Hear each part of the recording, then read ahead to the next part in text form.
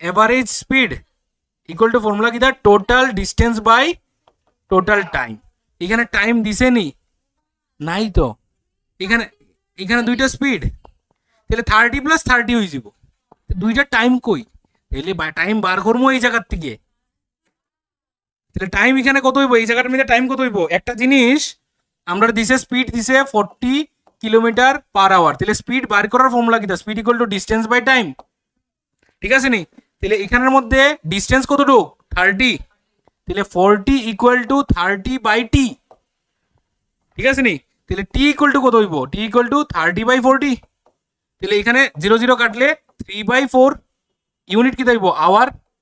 তাহলে ওই জায়গাতে এখান থেকে এখানে যেতে কতটুকু সময় লাগে আমার ওই গাড়িটার, বা ওই যে গাড়িটাই, এই গাড়িটা কতটুকু সময় লাগে 3/4 আওয়ার। এই 3/4 আওয়ার কথাটার মানে বুঝোস নি।